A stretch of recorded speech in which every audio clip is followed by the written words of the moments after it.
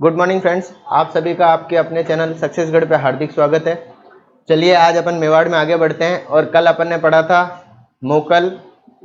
अपन ने देखा था जब मोकल गुजरात का अभियान करने जा रहा था, तब 1433 में जीलवाड़ा नामक स्थान पर उसने शिविर लगाया और वहां पर जो चाचा और मेरा जो थे उन्होंने मोकल की हत्या कर दी मैपा पंवार के सहयोग से।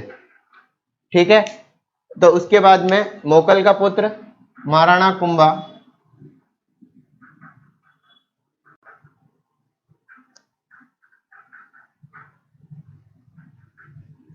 चौदह सौ 33 ईस्वी से 1468 ईस्वी गद्दी पर बैठे।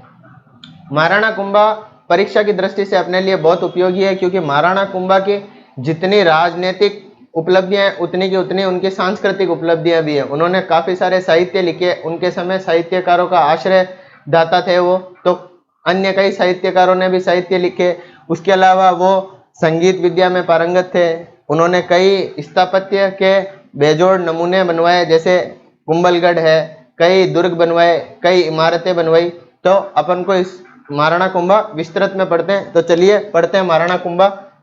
सबसे पहले पढ़ेंगे कुंभा की उपाधियां। कुंभा 1433 ईस्वी से 1468 ईस्वी। कुंभा ने कई उपाधियां धारण की। उपाधि कौन कौन सी धारण की? हाल गुरु,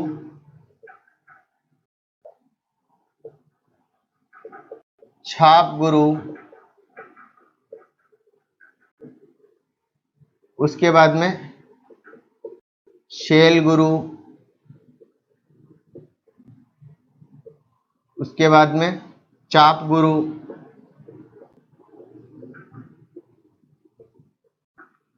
राणो रासो,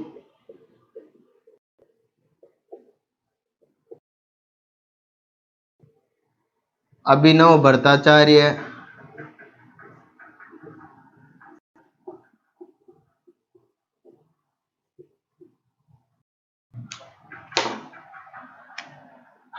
अभिनव भट्टाचार्य के बाद में हिंदू सुल्तान,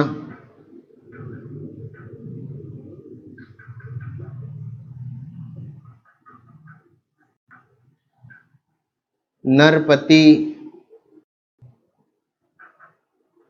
अश्वपति, नंदीकेश्वर, ये इन्होंने मुख्य उपाधियां धारण की। मैं आपको इनका अर्थ समझाता हूं, जिससे आपको ये याद रखने में आसानी रहेगी। हाल गुरु का मतलब होता है गिरि दुर्गों का स्वामी। छाप गुरु का अर्थ होता है छापामार, युद्ध में पारंगत। शेल गुरु पहाड़ी दुर्गों का विजेता। चाप गुरु धनुर्विद्या में पारंगत। राणो रासो साहित्यकारों का आश्रयदाता।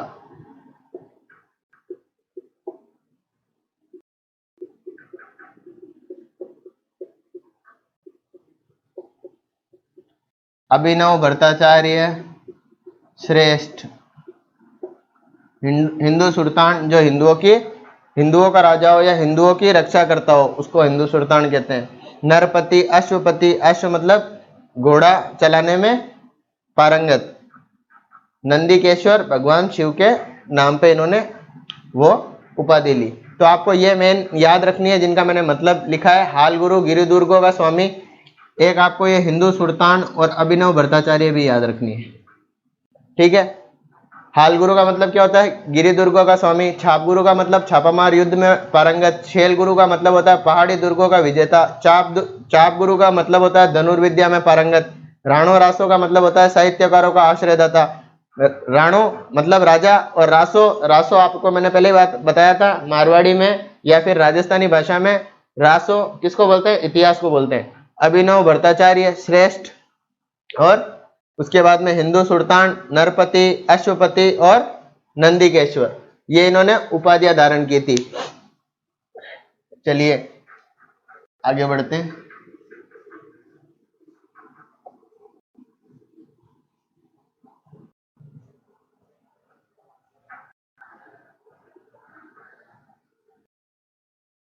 अब एक बात देखिएगा, मोकल के बाद में मेवाड़ के राजा कौन बने? कुंभा। कुंभा के दरबार में और कौन थे? रणमल, ठीक है। मोकल की हत्या की थी चाचा व मेरा ने।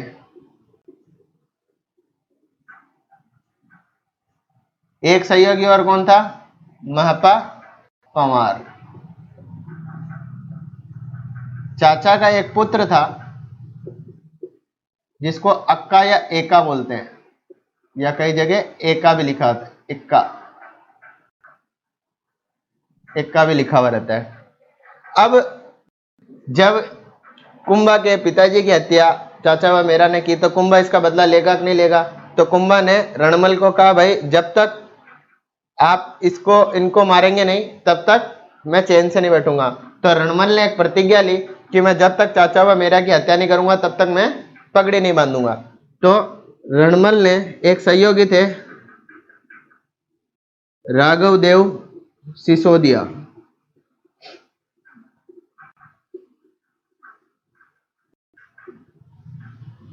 राघवदेव सिसोदिया एक सिसोदिया सरदार थे। इनके मदद से इन्होंने हत्या करवा दी चाचा व मेरा की, परंतु ये दोनों जो थे ये भाग गए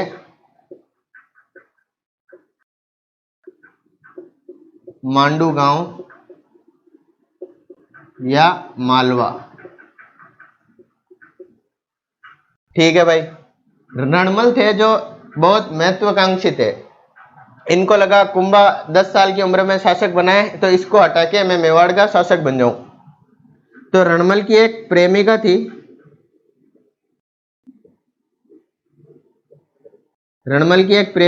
भारमली।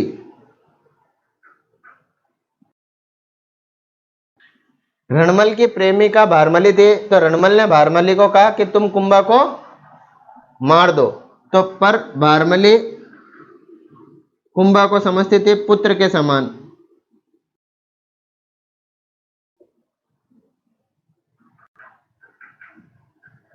तो कुंभा के कहने पर भारमली ने रणमल की हत्या करवा दी। मतलब क्या हुआ, जब भारमली ने कुंभा को यह बात बताई कि रणमल तुम्हारी हत्या करवाना चाहता है, तो कुंभा ने भारमली को कहा कि आप रणमल की हत्या करवा दो। तो एक दिन भारमली रणमल के साथ थी और भारमली ने खूब शराब पिलाई रणमल को, और वो एकदम शराब पी के शराब के नशे में अचेत हो गए। तब इन्होंने भारमली ने हत्या करवा दी रणमल की। इनका एक पुत्र था जोधा, जो भाग के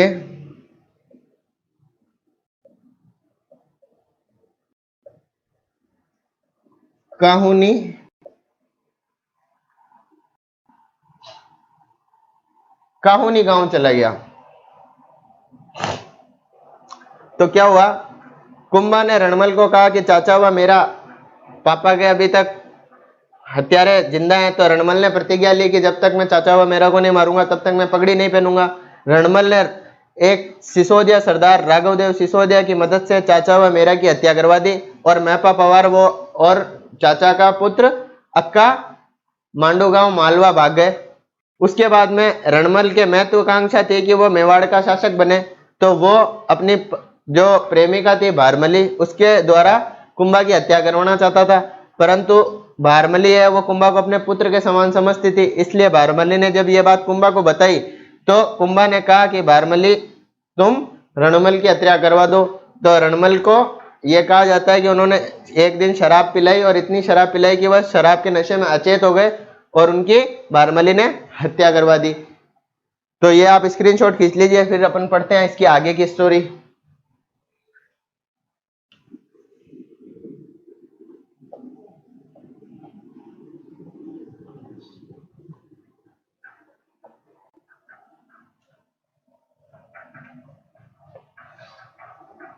अब इसके आगे की स्टोरी ऐसे है कि अब क्या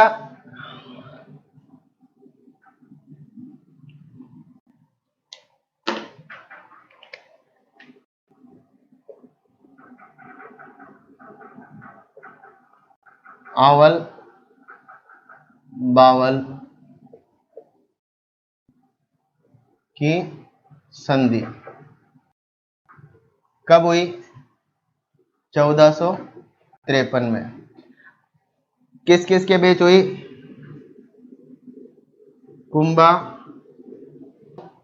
जोधा के बीच में। जो राव जोधा थे वो गए हंसाबाई के पास में, और हंसाबाई के कहने पर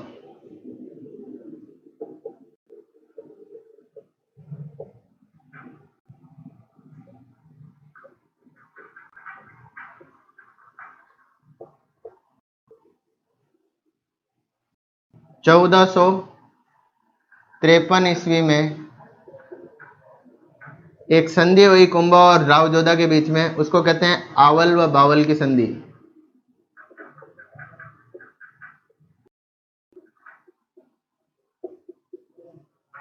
आवल व बावल की संधि। इस संधि के अनुसार कुंभा के एक पुत्र थे रायमल, और राव जोधा की एक पुत्री थी श्रृंगार देवी।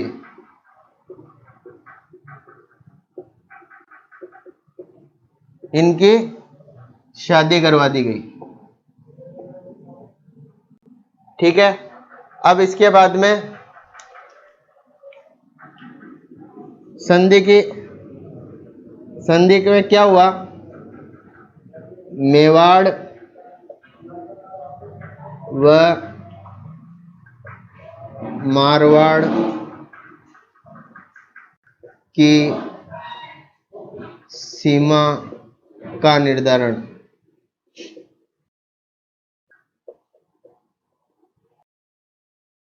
केंद्र रहा सोजत पाली।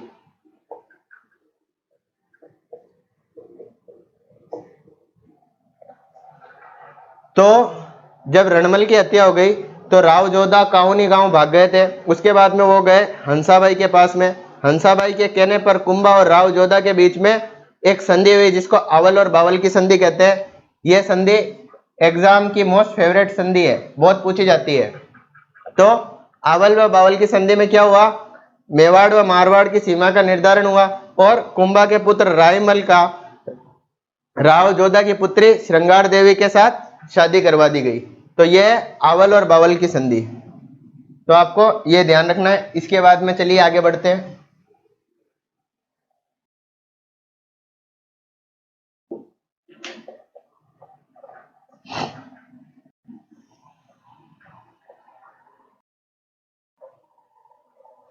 इसके बाद में जो महपा पंवार अब कौन कौन चले गए? रणमल चले गए, चाचा व मेरा मर गए, पर महपा और उन चाचा का पुत्र इक्का अभी तक जीवित है। उन्होंने कहां पे? मालवा में शरण ली। मालवा का शासक था, मेवाड़ का शासक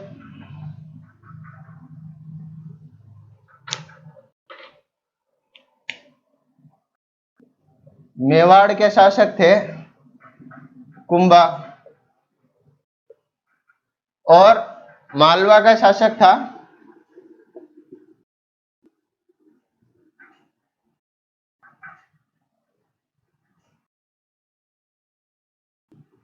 महमूद महमूद खिलजी।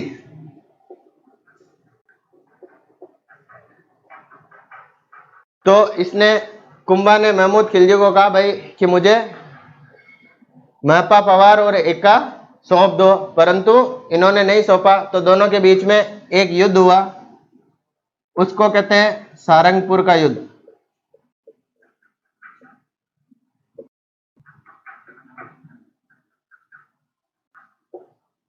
कब हुआ? 1437 ईस्वी में। मेवाड़ के महाराणा कुंभा और मालवा के महमूद खिलजी के बीच में एक युद्ध हुआ जिसको कहते हैं सारंगपुर का युद्ध। कब हुआ? 1437 में हुआ। महाराणा कुंभा की जीत हुई और इनका पराजय हुई। सारंगपुर के युद्ध के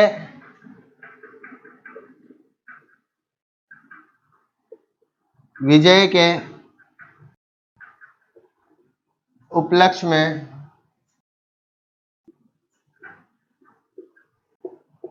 चित्तौड़ में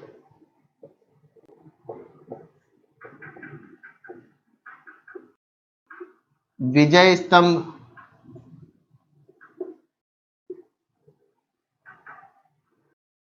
का निर्माण करवाया गया।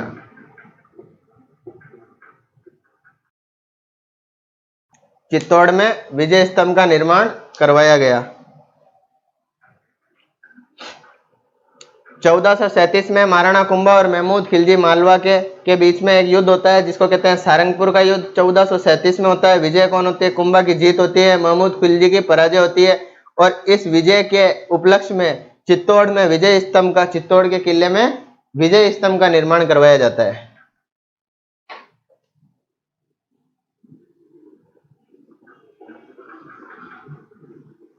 चलो देखते हैं विजय स्तंभ क्या था, कैसा था। विजय स्तंभ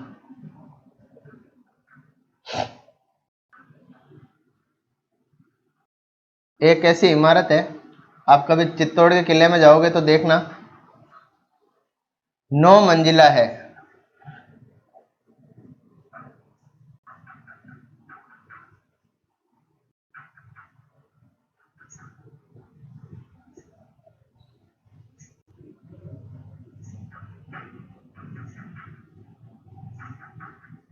नौ मंजिला इमारत है। इसको और क्या क्या कहते हैं?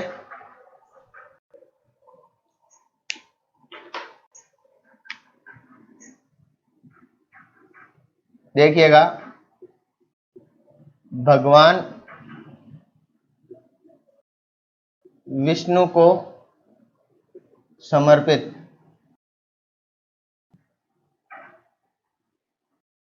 इसलिए इसको कहते हैं। किसको समर्पित है विजय स्तंभ? भगवान विष्णु को। इसको क्या कहते हैं? अन्य नाम क्या है? विष्णु ध्वज। और क्या कहते हैं इसको? हिंदू देवी देवताओं का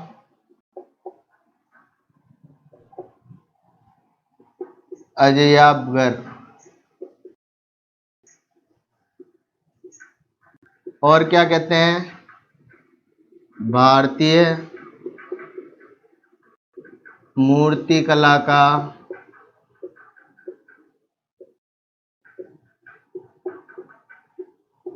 विश्वकोश।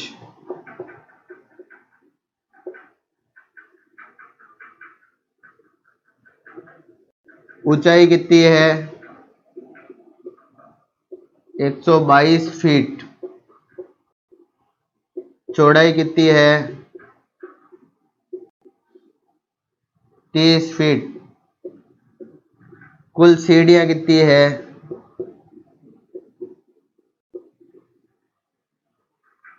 157। और क्या बोलते हैं, विजय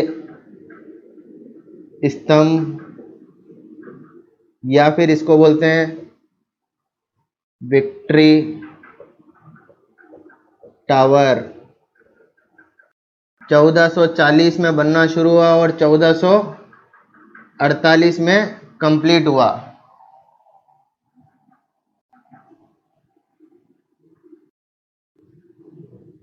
स्थापत्यकार कौन है?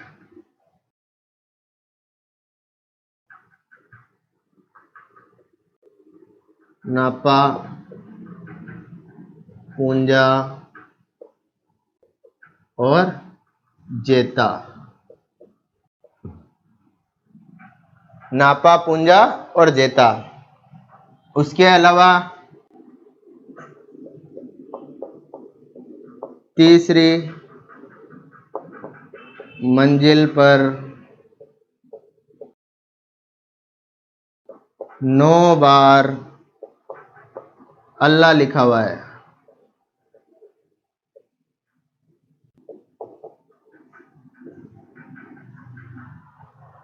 तीसरी मंजिल पर 9 बार अल्लाह लिखा हुआ है। 9वीं मंजिल पर कीर्ति स्तंभ प्रशस्ति लगी हुई है।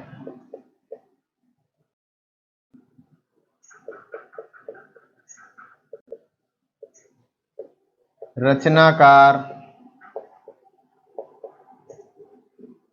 अत्रि व उनका पुत्र महेश।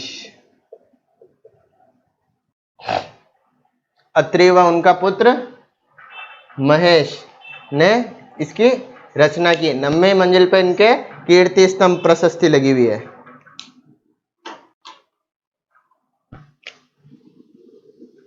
एक नोट लगा के लिखेंगे। क्या लिखेंगे? 15 अगस्त 1949 को 1 रुपए का डाक टिकट जारी किया गया। भारत सरकार द्वारा।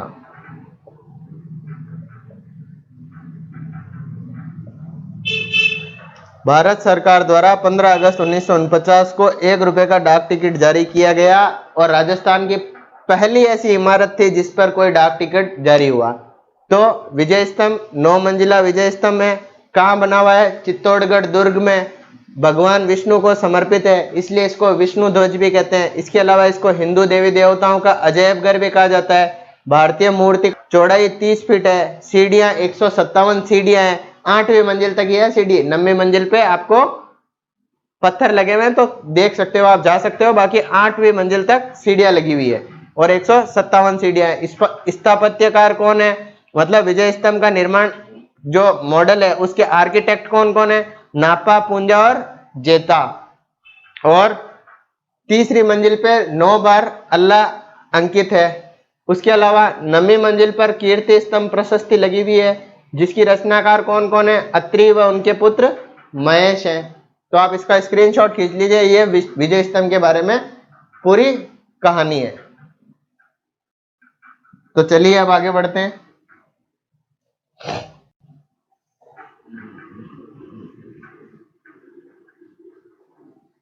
आवल बावल की संधि हो गई। उसके बाद में सारंगपुर का युद्ध हुआ। सारंगपुर का युद्ध कब हुआ? 1437 में।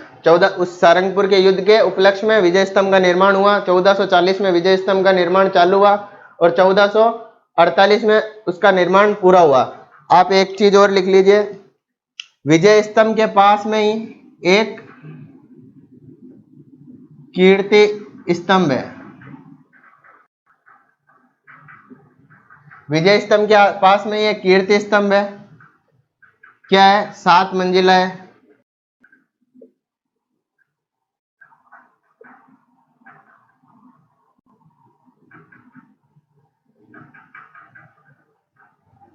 कीर्ति स्तंभ,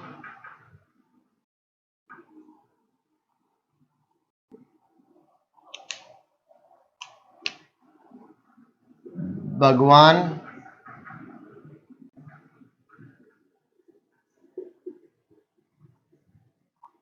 आदिनाथ को समर्पित।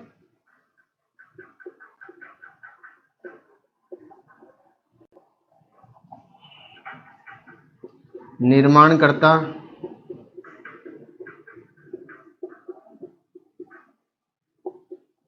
बघेरवाल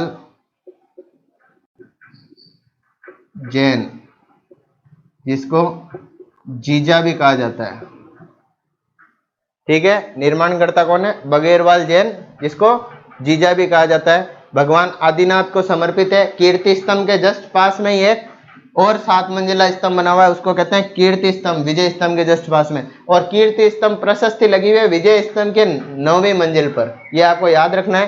कीर्ति स्तंभ तो विजय स्तंभ के पास में एक अलग इमारत है, और कीर्ति स्तंभ प्रशस्ति लगी हुई है विजय स्तंभ के 9वीं मंजिल पर, जिसका की रचना अत्रि व उसके पुत्र महेश ने की थी। अत्रि ने चालू की थी, परंतु जब उसका निर्माण हो रहा था उसी समय उनकी मृत्यु हो गई, तो उसको कंप्लीट उनके पुत्र महेश ने किया था। तो ये इनके कीर्ति स्तंभ के बारे में। इसका निर्माण कब किया गया, 1460 ईस्वी में किया गया। ठीक है, कीर्ति स्तंभ का निर्माण कब हुआ, 1460 ईस्वी में। तो चलिए अब आगे और बढ़ते हैं।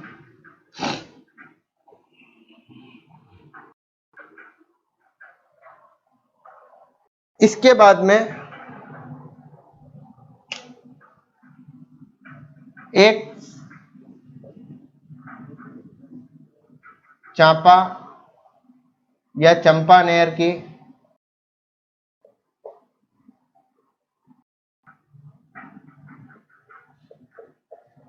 संधि। चंपानेर की संधि किस किस के बीच हुई,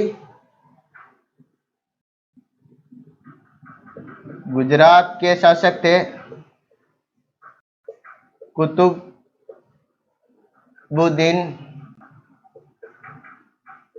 शाह, या कई जगह कुतुब शाह भी लिखा हुआ है। ठीक है, कुतुब शाह, या फिर बाद में कई जगह कुतुब शाह भी लिखा हुआ है, शाह। ठीक है, दोनों नाम मिलते हैं, कुतुबुद्दीन शाह और कुतुब शाह। और मालवा का एक शासक था जिसको अभी हराया था, महमूद खिलजी। इन दोनों के बीच में एक संधि होती है जिसको कहते हैं चंपानेर की संधि। कब हुई, 1456 में हुई। महमूद शाह खिलजी पहले ही सारंगपुर के युद्ध में हार गया था, परंतु कुंभा ने कुछ दिन बाद में महमूद खिलजी को छोड़ दिया। तो अब बाद में, और गुजरात के साथ में भी संघर्ष चल ही रहा था। आपको ध्यान हो तो मोकल में अपन ने लास्ट जो क्लास थी उसमें पढ़ा था, मोकल ने गुजरात का अभियान करने ही जा रहा था, तभी जीलवाड़ा नामक स्थान पर उनकी हत्या हुई थी। तो गुजरात के साथ में पहले ही संघर्ष था और मालवा के साथ में भी संघर्ष था। तो इन दोनों ने आपस में संधि कर ली, जिसको कहते हैं चांपानेर की संधि या चंपानेर की संधि। इस संधि के बाद में एक युद्ध हुआ,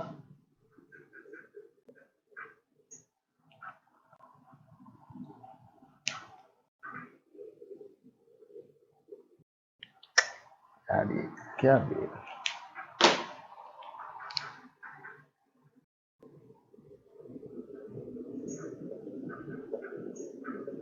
बदनोर का युद्ध।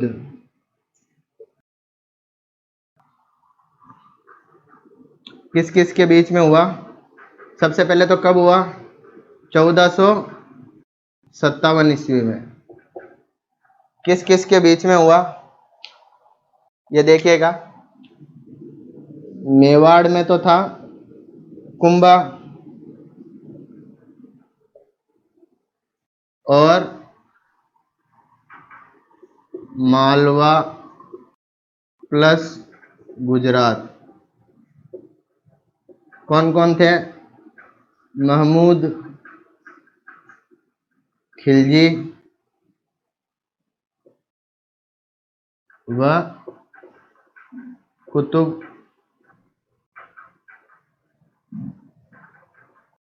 शाह। ठीक है, बदनौर का युद्ध 1457। जो चंपानेर की संधि हुई थी गुजरात के शासक और मालवा के शासक के बीच में, उसके बाद में उन्होंने उस संधि के तहत मेवाड़ पर आक्रमण किया और कुंभा से बदनौर नामक स्थान पर युद्ध हुआ।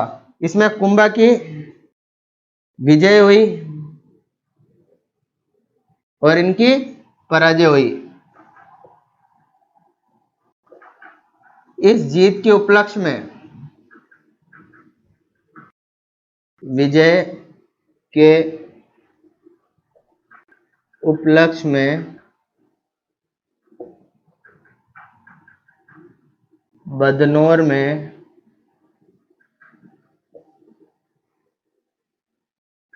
कुशाल माता का मंदिर का निर्माण करवाया।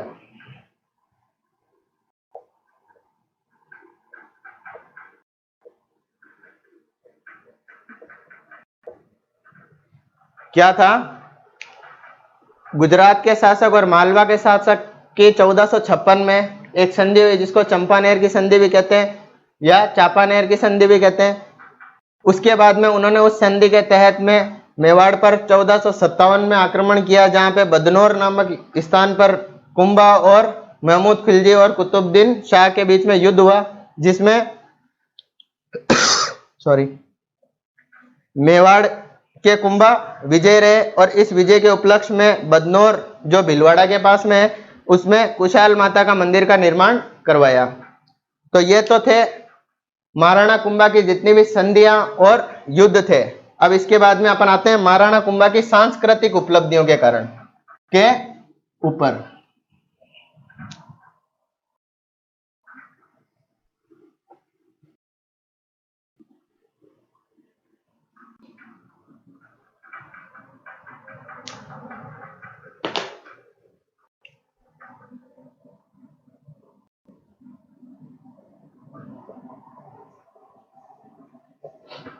कुंभा कुंभा एक बहुत अच्छे संगीतज्ञ भी थे और इनके संगीत गुरु का नाम था सारंग व्यास।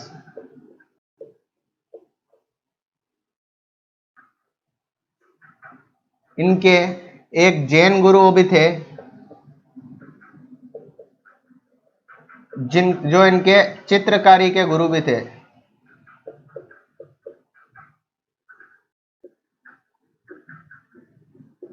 उनका नाम था जैनाचार्य हीरानंद।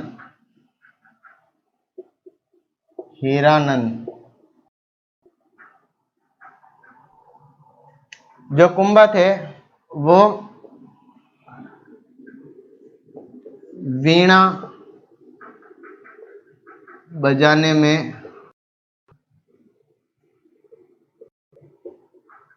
निपुण थे। कुंभा की एक पुत्री थी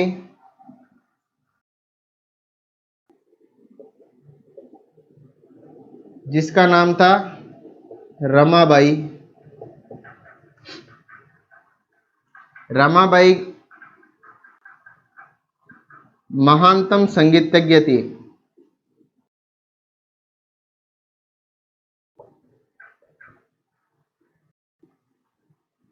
और इनको साहित्य जगत में वागीश्वरी के नाम से पुकारा जाता था।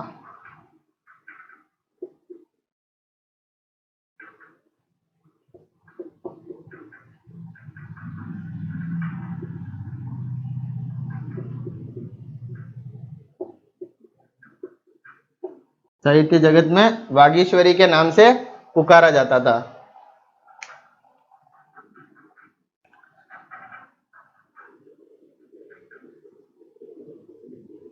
कविराज श्यामल दास के अनुसार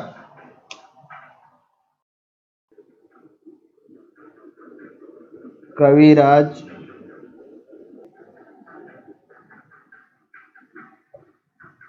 के अनुसार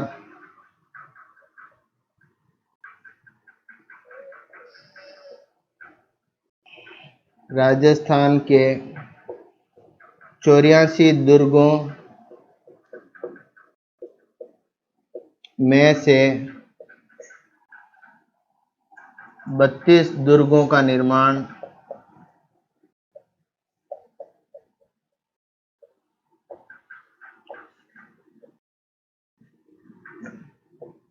कुंभा द्वारा करवाया गया। कविराज श्यामल दास के अनुसार राजस्थान के 24 दुर्गों में से 32 दुर्गों का निर्माण कुंभा द्वारा करवाया गया। तो क्या क्या है? कुंभा के संगीत गुरु कौन है? सारंग व्यास। जैन गुरु या चित्रकारी के गुरु जैनाचार्य हीरानंद। जो कुंभा थे वो वीणा बजाने में निपुण थे। कुंभा की पुत्री का नाम क्या था? रमाबाई। और साहित्य जगत में उनको वागीश्वरी के नाम से भी जाना जाता था। वो एक महान संगीतज्ञ थी। अब उसके अलावा आगे बढ़ते हैं।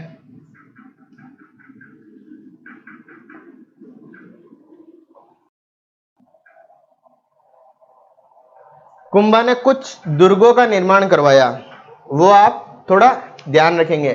कौन कौन से दुर्गों का निर्माण कराया?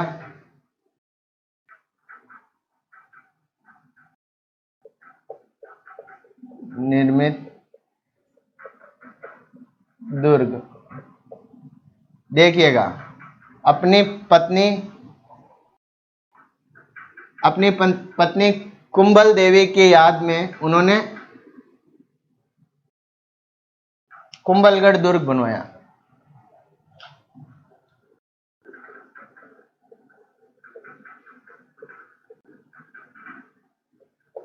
कुंभलगढ़ दुर्ग। कुंभलगढ़ दुर्ग कहाँ स्थित है? राजसमंद में। राजसमंद में स्थित है। ठीक है, ये ऐसा एक दुर्ग है। इस दुर्ग के चारों तरफ एक दीवार है जिसको भारत की महान दीवार भी कहते हैं, और एशिया में चीन की दीवार के बाद में सबसे बड़ी दीवार है। कितने किलोमीटर की है? 36 किलोमीटर लंबी दीवार। इसके बीच में एक और दुर्ग बना हुआ है। इस दुर्ग को कहते हैं कटारगढ़। इस कटारगढ़ को मेवाड़ की आंख भी बोलते हैं।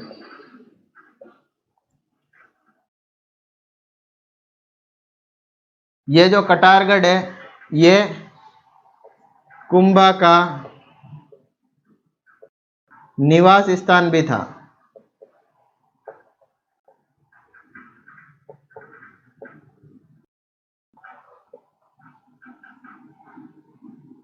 कुंभलगढ़ दुर्ग है, उसकी दीवार, उसके चारों तरफ एक दीवार है, और वो कितनी लंबी है? 36 किलोमीटर लंबी। इसको कहते हैं भारत की महान दीवार।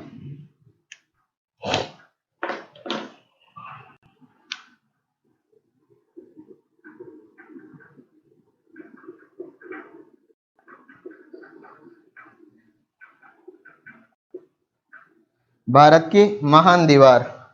ठीक है, इसके अलावा और क्या है? पत्नी कुंभल देवी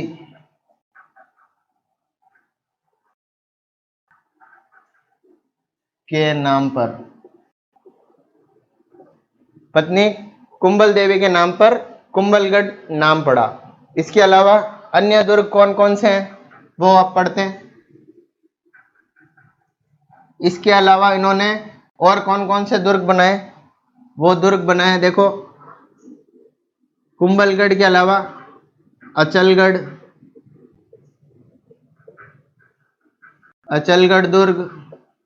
इसके बाद में दूसरा कौन कौन कौन सा बनाया, बोमाट दुर्ग।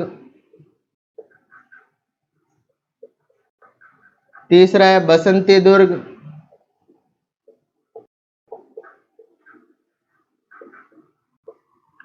चौथा है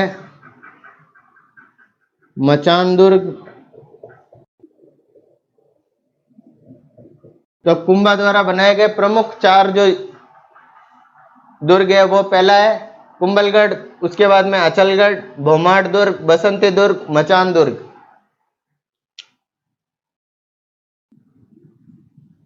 एक नोट लगा के लिखिएगा,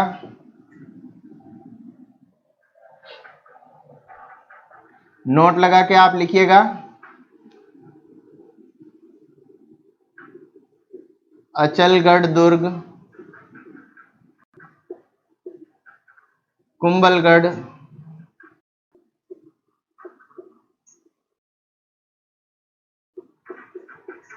और चित्तौड़गढ़।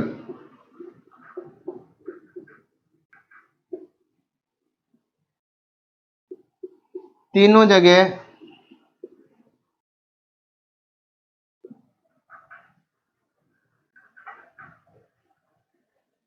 कुंभ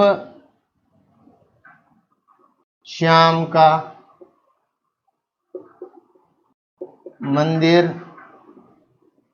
बनवाया।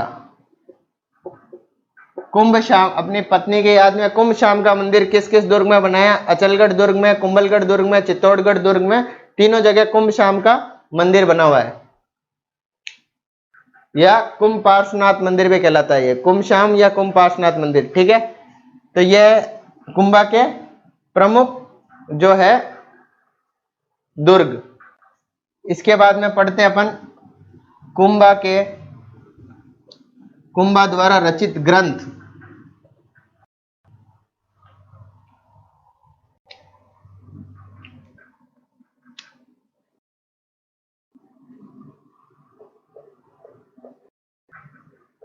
कुंभा द्वारा रचित ग्रंथ, कुंभा द्वारा काफी ग्रंथ भी रचित किए गए, लिखे गए। कौन कौन से हैं देखिएगा।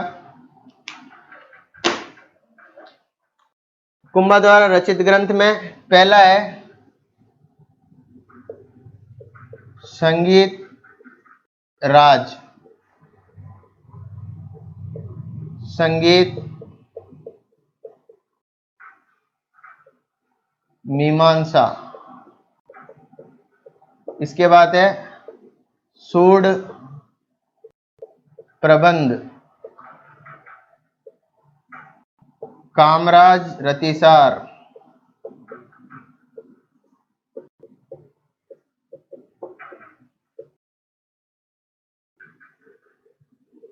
हरिवर्तिका,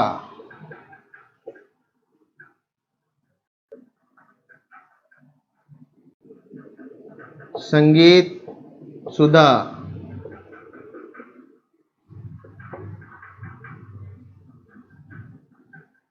रसिक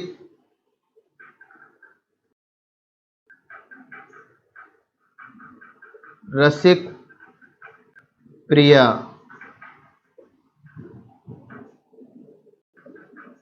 चंडी शतक। इसके बाद में है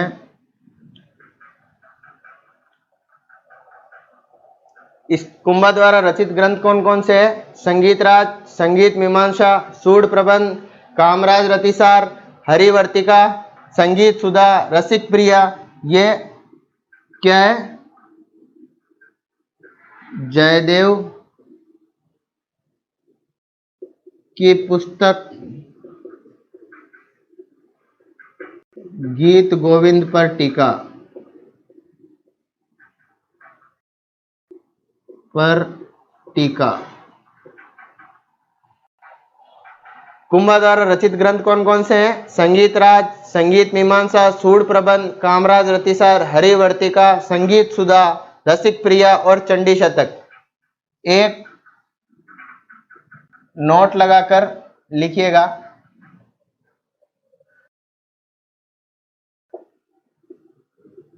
कानड़ व्यास की पुस्तक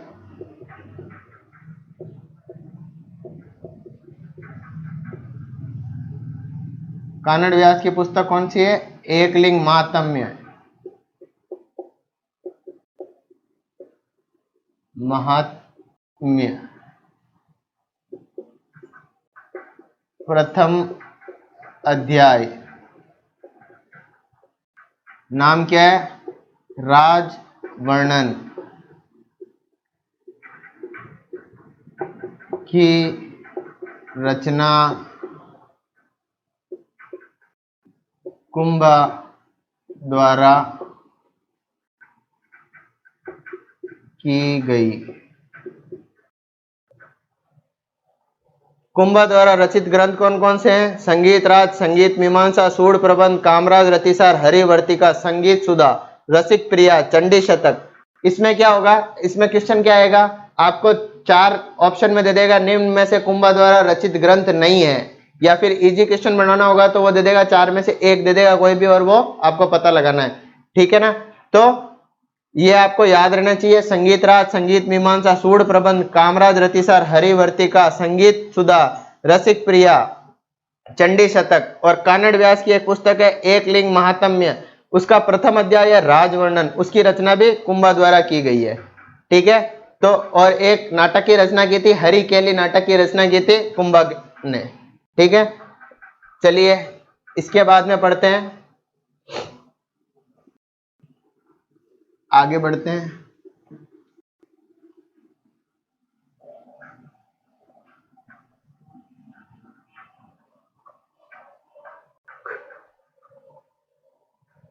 कुंभा के दरबार में कई विद्वान रहते थे, और वो विद्वान अब एक वास्तुकार रहते थे।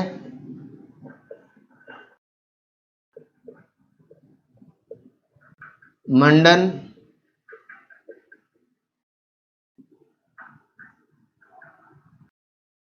कुंभलगढ़ दुर्ग के वास्तुकार। कुंभलगढ़ दुर्ग के वास्तुकार कौन थे? मंडन। पुत्र था गोविंद, और मंडन का एक भाई था नापा। ठीक है, अब जो मंडन थे वो एक कुशल वास्तुकार के साथ साथ में साहित्यकार भी थे। इन्होंने कई जो स्थापत्य कला पे आधारित कई इन्होंने पुस्तकें लिखी है। तो ये यहां पे लिख रहा हूं मैं,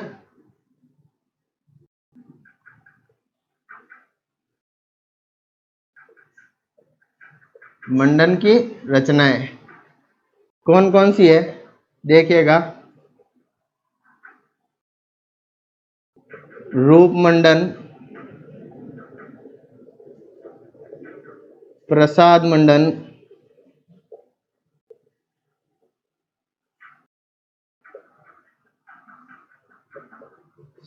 सगुन मंडन,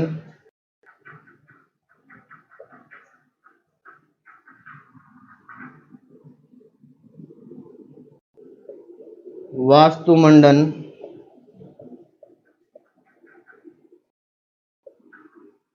कोदंड मंडन,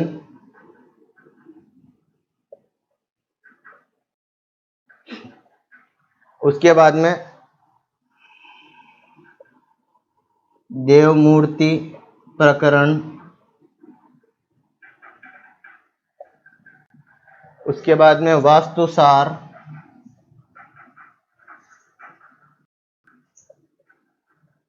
और एक पुस्तक है राजवल्लभ।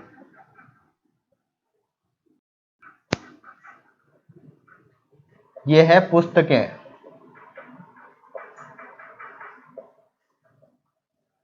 मंडन द्वारा रचित। मंडन द्वारा रचित ये पुस्तक है। अब ये किस किस की है ये देखिएगा आप। रूप मंडन है, मूर्ति कला से संबंधित।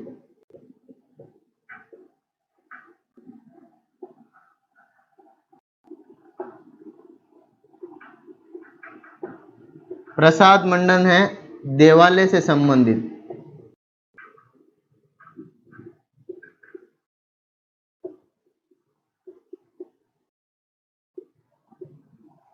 शगुन मंडन है, शगुन अपशगुन से संबंधित।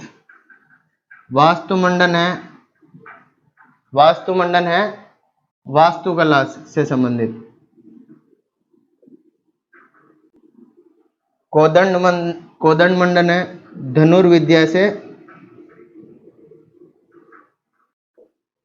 धनुर्विद्या से संबंधित।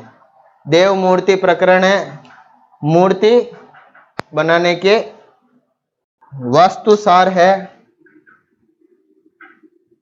नगर व दुर्गों के निर्माण से संबंधित। तो ये मंडन द्वारा रचित पुस्तकें रूप मंडन, प्रसाद मंडन, सगुन मंडन, वस्तु मंडन, कोदंड मंडन, देव मूर्ति प्रकरण, वस्तुसार और राजवल्लभ, ये पुस्तकें मंडन द्वारा लिखी गई है। मंडन एक शिल्पी था, इसको क्या बोल सकते हैं, शिल्पी। मंडन एक शिल्पी था जिसने कुंभलगढ़ दुर्ग का निर्माण किया और उनके पुत्र थे गोविंद और एक भाई थे नापा। और मंडन द्वारा जो रचना है वो ये है, किसका विषय क्या है वो आपको बता दिया। रूप मंडन का मूर्ति कला से संबंधित है, प्रसाद मंडन देवालय से संबंधित है, शगुन मंडन शगुन अपशगुन से संबंधित है, वस्तु मंडन वास्तुकला से संबंधित है, कोदंड मंडन धनुर्विद्या से संबंधित है, देव मूर्ति प्रकरण देवालय में जो मूर्तियां होती है उनसे संबंधित है, वास्तुसार नगर व दुर्गों के निर्माण से संबंधित है। ये पुस्तकें हैं इनकी, ये आपको याद रखनी है। तो ये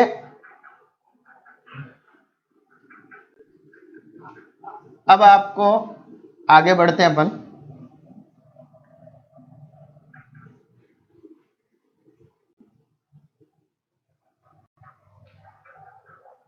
कुंभा के एक पुत्र थे,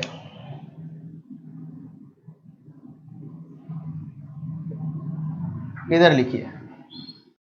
कुंभा के दो पुत्र थे, एक थे उदा या उदयकरण और एक पुत्र थे रायमल। जो उदा था उसने 1468 में हत्या कर दी कुंभा की और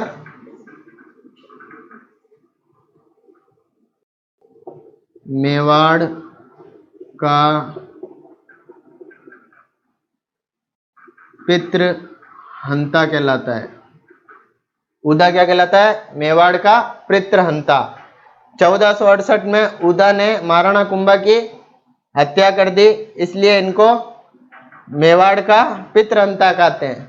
ठीक है, तो आज अपन ने पढ़ा महाराणा कुंभा। महाराणा कुंभा से अपनी क्लास शुरुआत हुई। महाराणा कुंभा के बारे में मैंने आपको शुरुआत में ये बताया कि महाराणा कुंभा ने कई उपाधियां धारण की। उन उपाधियों में थी हाल गुरु, छाप गुरु, चाप गुरु, अभिनव भट्टाचार्य, हिंदू सुल्तान, नरपति, अश्वपति, नंदीकेश्वर, छेल गुरु, और उनका मैंने आपको मतलब भी बताया। उसके बाद में मैंने आपको बताया मोकल की हत्या की थी चाचा और मेरा ने, और उनके साथ है महपा पंवार और चाचा का एक पुत्र था अक्का। तो कुंभा के कहने पर रणमल ने राघवदेव सिसोदिया की सहायता से चाचा व मेरा की हत्या कर दी और महपा पंवार व एका मालवा चले गए। इसके बाद में मालवा चले गए तो उन्होंने महमूद खिलजी से कहा कि एका और महपा पंवार को लौटा दो, परंतु उसने नहीं लौटाया। तो 1437 में सारंगपुर का एक युद्ध हुआ जिसमें महाराणा कुंभा और महमूद खिलजी के बीच में हुआ। महाराणा कुंभा विजय रहे। उस विजय के उपलक्ष्य में महाराणा कुंभा ने विजय स्तंभ का निर्माण कराया। विजय स्तंभ के अन्य नाम विष्णु ध्वज, विष्णु भगवान को समर्पित है इसलिए इसको विष्णु ध्वज कहते हैं। भारतीय मूर्ति कला का विश्व कोश, उसके अलावा हिंदू देवी देवताओं का अजयावघर, चौड़ाई 30 फीट, ऊंचाई 122 फीट, 157 सीढ़ियां, तथा इसके वास्तुकार या शिल्पी कौन कौन थे? जेता, नापा और पूंजा। इसके तीसरी मंजिल पर 9 बार अल्लाह लिखा हुआ है और 9वीं मंजिल पर कीर्ति स्तंभ प्रशस्ति लगी हुई है। और उस कीर्ति स्तंभ प्रशस्ति की रचना किसने की थी? अत्रि व उनके पुत्र महेश ने। 15 अगस्त 1949 को विजय स्तंभ पर 1 रुपए का डाक टिकट जारी किया भारत सरकार ने। और राजस्थान के किसी भी इमारत पर डाक टिकट जारी होने किस पे प्रथम हुआ था? विजय स्तंभ पे। उसको विक्ट्री टावर भी कहते हैं। निर्माण कब हुआ? सारंगपुर के युद्ध के विजय के उपलक्ष्य में 1440 में निर्माण चालू हुआ और 1448 में उसका निर्माण पूरा हुआ। उसके पास में एक 7 मंजिला कीर्ति स्तंभ भी लगा हुआ है जिसका आपने किसने करवाया? जीजा ने करवाया। बगेरवाल जैन नाम से एक था जिसको जीजा भी कहा जाता है या जीजा जैन भी कहा जाता है। उन्होंने कीर्ति स्तंभ का निर्माण करवाया। कीर्ति स्तंभ आदिनाथ भगवान को समर्पित है। उसके बाद में अपन ने पढ़ा कि रणमल मेवाड़ पर अधिकार करना चाहता था और अपनी जो प्रेमिका थी भारमली, उसने उसको ये बात बताई, परंतु भारमली कुंभा को अपने पुत्र के समान समझती थी। तो कुंभा को ये बात बताई तो कुंभा ने कहा कि तुम रणमल को मार दो। तो भारमली ने रणमल की हत्या करवा दी और रणमल का पुत्र जोधा काहुनी गांव भाग गया। तो बाद में हंसाबाई के कहने पर महाराणा कुंभा और रणमल के बीच में एक संधि हुई जिसको कहते हैं आवल बावल की संधि। आवल बावल की संधि हुई 1453 में और उसके तहत कुंभा के पुत्र रायमल और उसके जोधा के पुत्री श्रृंगार देवी की शादी करवा दी गई। और इस संधि के तहत मेवाड़ व मारवाड़ की सीमाओं का निर्धारण हुआ। इसका केंद्र सोजत पाली रहा।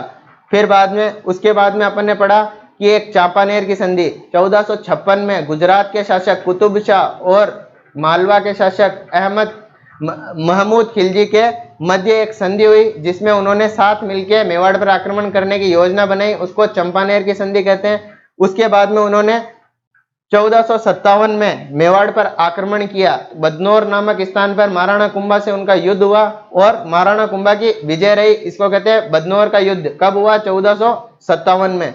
और इसके याद में उन्होंने बदनौर में कुशाल माता के मंदिर का निर्माण कराया।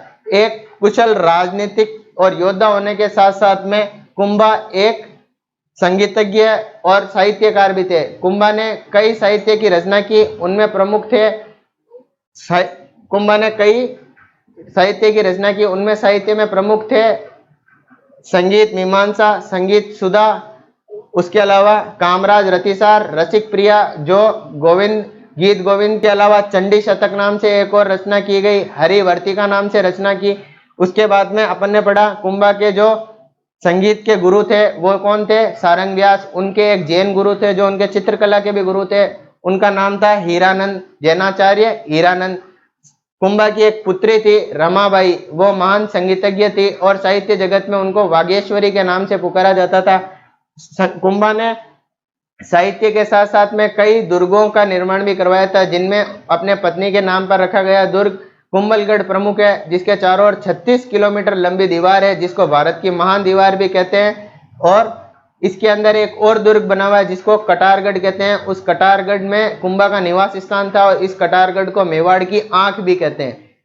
ठीक है। और कुंभलगढ़ दुर्ग का निर्माण मंडन के द्वारा किया गया था। मंडन भी एक शिल्पी के साथ साथ में अच्छे साहित्यकार थे। उन्होंने कई वास्तुकला से और मूर्तिकला से संबंधित कई रचनाएं की। उनमें से थे वास्तु मंडन, प्रसाद मंडन, देव मूर्ति प्रकरण, उसके अलावा वास्तुसार, काफी पुस्तकों का उन्होंने रचना की। मंडन के पुत्र थे गोविंद और मंडन के भाई थे नापा। ठीक है। उसके बाद में अपन ने पढ़ा कि कुंभा के 2 पुत्र थे उदा जिसको उदयकरण भी कहते हैं और रायमल। उदा ने 1468 में कुंभा की हत्या कर दी और मेवाड़ का पितृहंता कहलाया। अब कल अपन आगे पढ़ेंगे उदा और उसके बाद में पढ़ेंगे रायमल। ठीक है, तो कैसी लगी आपको क्लास कमेंट जरूर कीजिएगा। आपने चैनल को अब तक सब्सक्राइब नहीं किया है तो चैनल को सब्सक्राइब कीजिएगा, बेल आइकन को दबाइएगा और आपका जो भी सजेशन हो वो कमेंट बॉक्स में जरूर लिखिएगा और अपने फ्रेंड्स और फैमिली को शेयर और लाइक जरूर कीजिएगा। Thank you very much. मिलते हैं कल उदा और रायमल के साथ में, उसके बाद में अपन पढ़ेंगे Rana Sanga. Thank you very much.